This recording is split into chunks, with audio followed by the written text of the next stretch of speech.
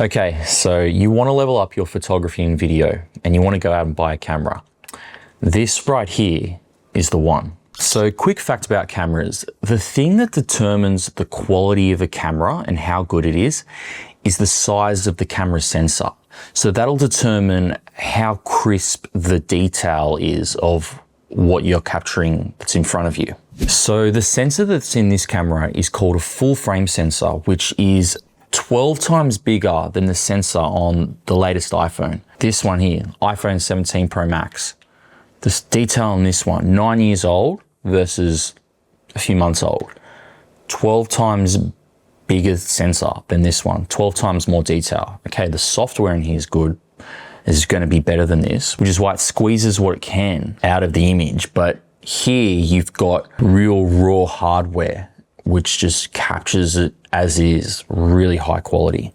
So this camera here is called the Canon 6D Mark II, and it came out in 2017. And you can buy them now for under 1,000 Australian dollars, which is an incredible price for the quality it produces, considering it captures 12 times the detail of the latest iPhone 9 years later. And it's the same size sensor as all cameras that are worth pretty much under $10,000. Another great thing about this camera is it has incredible autofocus. It uses a technology called dual pixel autofocus, which basically you just tap on what you're trying to focus on and it'll just lock onto it with a little square and focus on it. And it just makes it really easy to capture things and keep things in focus. Even though this camera is 9 years old, you can still use it today on professional photo shoots, and it would almost pretty much be indistinguishable from other professional cameras on the market that are a lot newer. And that's because it still takes great photos. It's got a great resolution, it shoots raw, and it's full frame. And that's all you really need. As long as it's full frame and, you know, the focusing system is pretty easy, everything else is pretty much bells and whistles and just helps in small ways. But you just need the basic fundamentals, which is a full frame camera and obviously shooting in RAW, and having good autofocus helps with capturing things faster and more efficiently. It'll last you a long time. I've had this camera personally for 7 years and the condition of it is really, really good. It doesn't even have any like scuff marks or scratches, and I use it most weeks. Now, mind you, I do have other cameras, so this is mainly like a C camera for like another angle or something like that when shooting video, but the build quality is so good and it's just really lasted a long time. When these came out initially, they were about just under $2,000, and now you can get them for under $1,000. So they're perfect for a first camera. I wouldn't buy a brand new camera that's like just been made or come out that has like a crop frame sensor. Just get a secondhand full frame sensor camera and it'll be better quality. Now the video quality on this is really good as well. It's full frame, great autofocus, and you can get those really nice sharp shots with great background blur, really utilizing the full frame of this camera. Okay, so let's talk about the downsides of this camera. There's not really a lot of downsides for photo, but there are for video. First thing, it doesn't shoot 4K.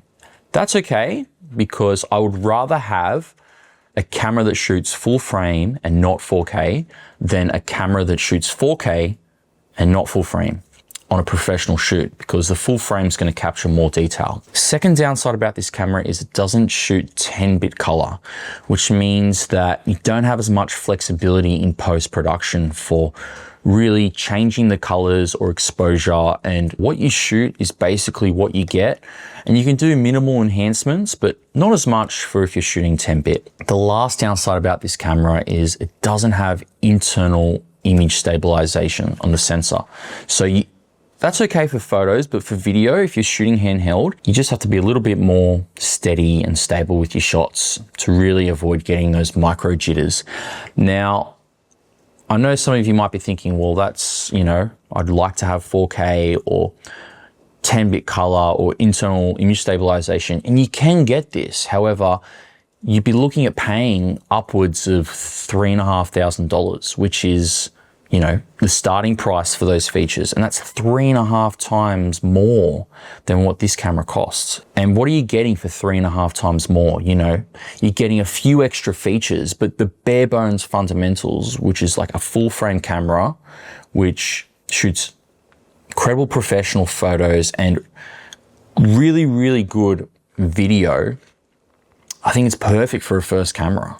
So yeah, it's 1080p video and it's up to 50 frames a second. So you can still slow down your shots a bit for most things, unless you're shooting really fast action things. You can't slow it down like crazy, but only half speed, which is good enough for most situations. So even though it doesn't shoot 4K or 10-bit color or have internal image stabilization, it does have a full frame sensor and the autofocus is awesome. And for under $1,000, I don't think you can get much better.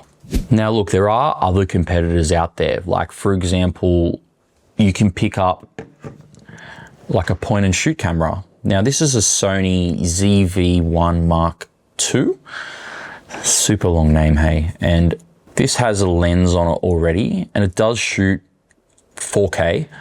The sensor size is 7.5 times smaller than the full frame camera. So it does shoot 4K, but the quality of that 4K just isn't as good. So like this camera, it can do some like, you know, some okay snaps and some good like vlogging style sort of shots. Can slip in your pocket. Has the flip out screen, you can turn it around, point it at you, all that sort of stuff. But if you're wanting to take more higher end photography or video, this is more so your best bet. And it does have a flip out screen as well, actually.